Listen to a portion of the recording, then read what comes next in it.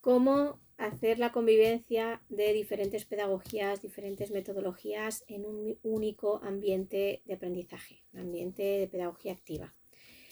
La misma descripción de pedagogía activa implica diferentes metodologías en el ambiente, puesto que dar autonomía a los menores en un espacio de aprendizaje y abarcar las diferencias implica heterogeneidad, implica diferentes edades, implica diferentes necesidades, diferentes intereses y a nivel de preparación de ambiente mucha diversidad y mucho enriquecimiento. Entonces siempre hay mezcla de metodologías en una escuela de pedagogía activa. ¿Cómo se hace? Pues esto parte de los principios fundacionales del proyecto educativo. Parte de si el principio fundacional es el catolicismo, pues entonces probablemente en la escuela haya una trayectoria de aprendizaje más tradicional que alternativa.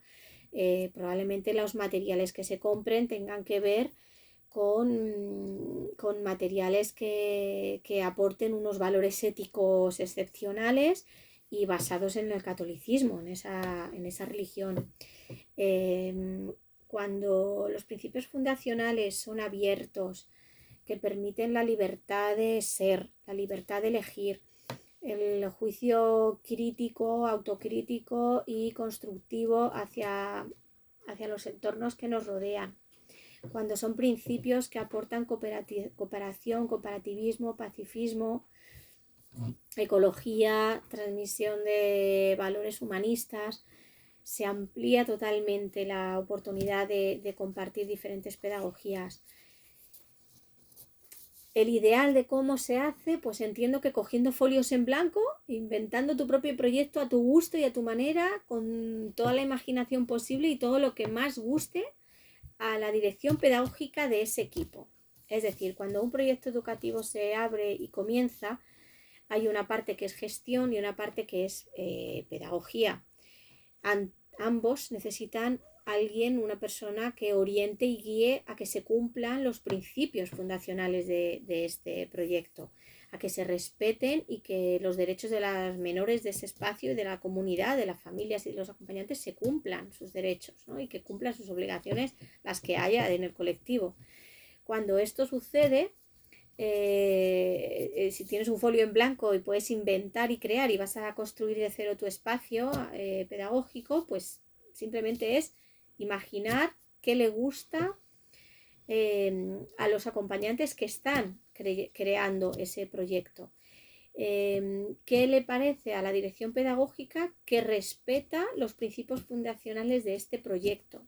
¿Cuáles son? Por supuesto, también la dirección del centro tiene que estar de acuerdo con esto. Las familias se las tiene en cuenta o no dependiendo de cuánta participación tienen en la creación del proyecto, ¿vale? Porque normalmente, o normalmente no, pero en un futuro largo, las familias vienen a posteriori que el centro ya existe, entonces se acogen a lo que ya hay, eligen quedarse e incorporarse en esa familia educativa o eligen no quedarse. Entonces, basándome en esto, las pedagogías que pertenecen a una escuela alternativa se basan prácticamente en quién está en el centro en ese momento y que está respetando los principios fundacionales de la pedagogía, de ese concreto grupo, ¿sí?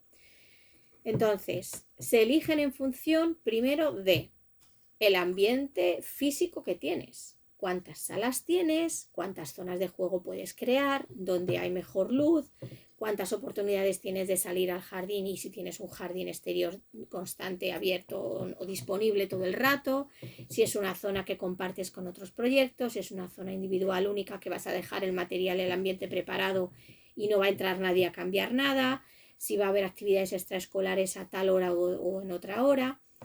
Esto influye en qué pedagogías puedes incorporar. Por ejemplo, imaginaros que es una escuela pequeña que tiene una sala amplia, grande para primaria y luego un cuartito chiquitín en el que se quiere proponer educación creadora, que tiene que ver con talleres en los que no tiene que haber ventanas, en los que entran diferentes edades y bueno, pues de unas condiciones concretas físicas, ¿no? Del ambiente.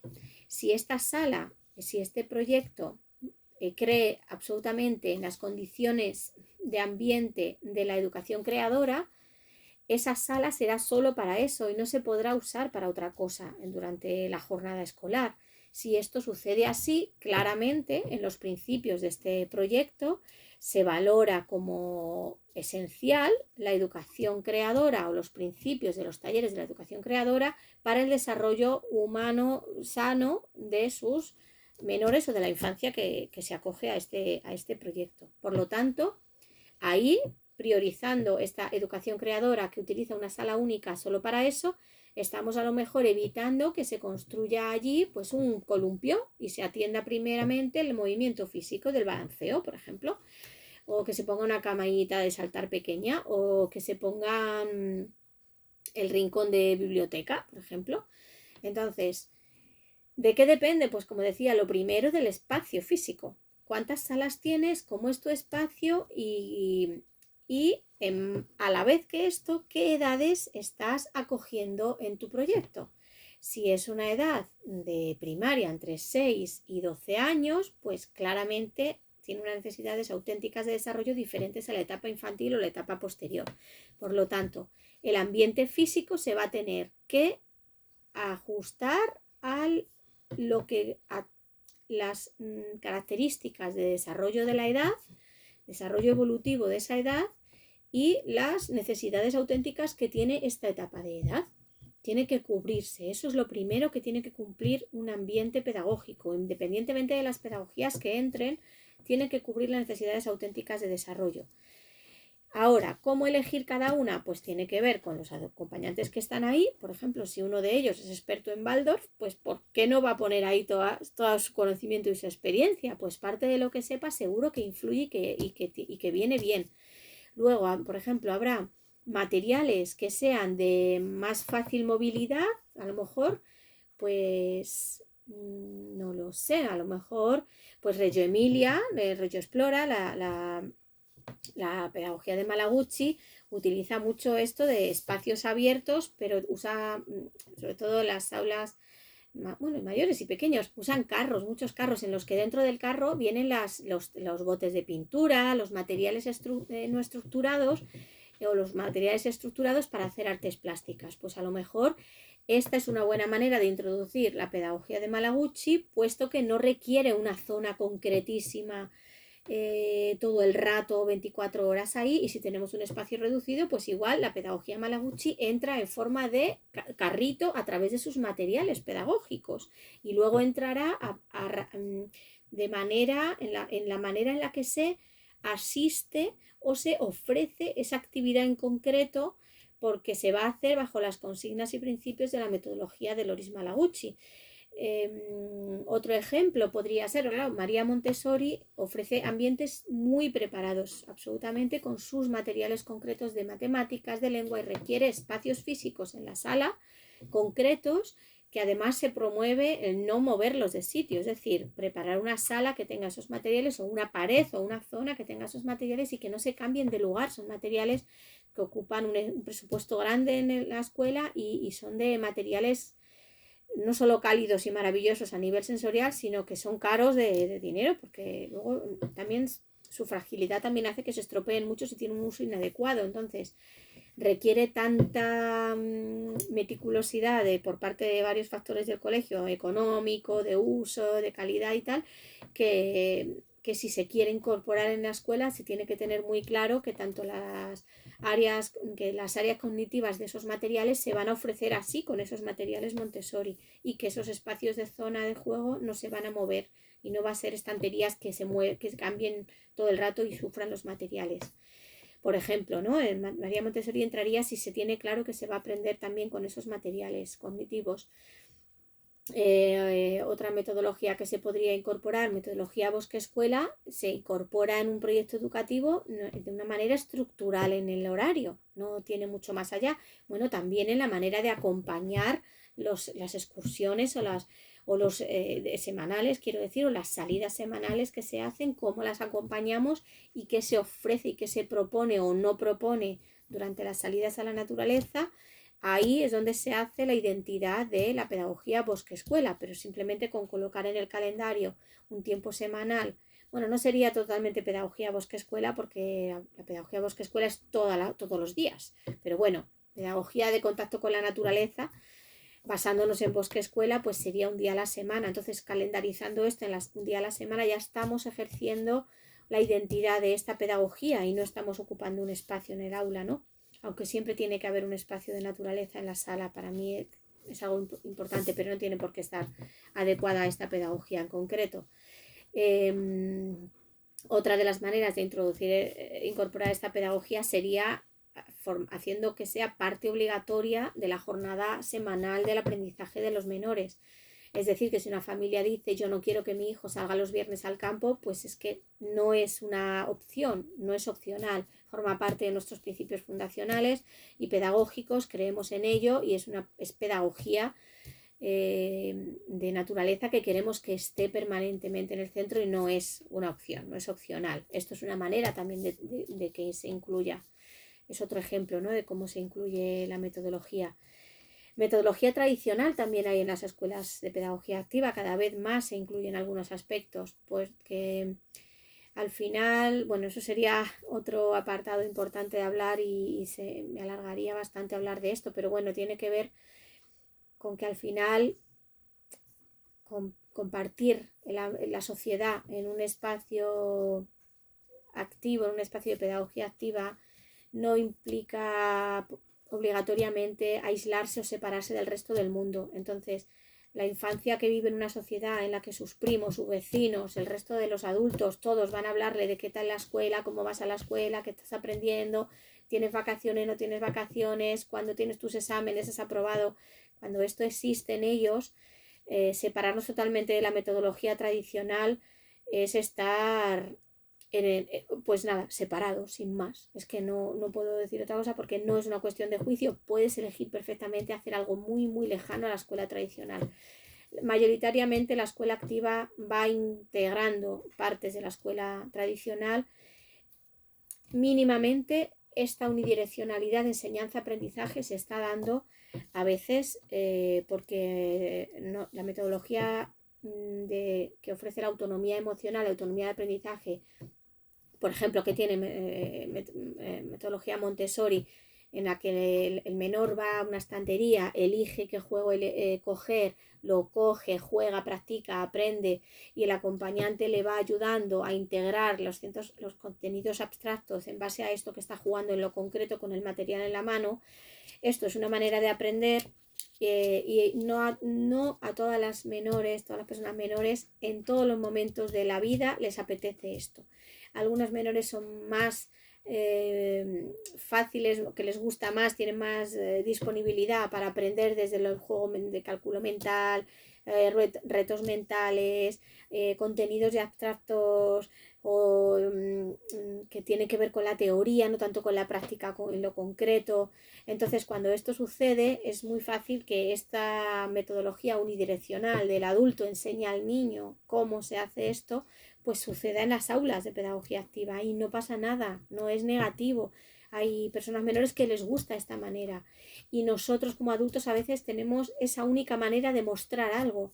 Lo importante es que lo hagamos desde el respeto, que tengamos claro que este niño sí que quiere eso en ese momento y si no lo quiere, que tengamos claro para qué se lo estamos aportando, que sea siempre para cubrir una necesidad que no está cubriendo ese niño porque no está en salud en ese momento, o que también importante que nos estemos dando cuenta que no nos estamos saltando una etapa de desarrollo suya, sino que estamos facilitando lo que su cerebro necesita.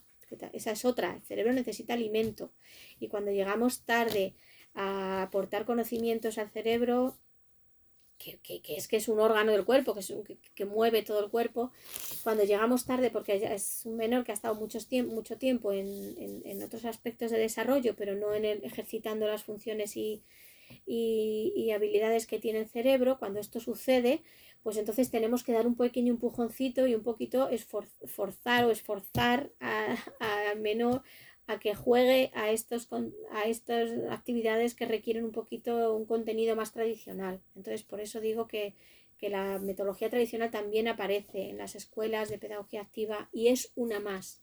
Lo importante es que se haga desde el respeto, desde la escucha al niño, desde un para qué pedagógico, una reflexión, una argumentación, siempre escogiendo los momentos en los que mejor el alumno le apetece y de qué manera se hagan, siempre sin juicio personal, sin culpa, sin presión.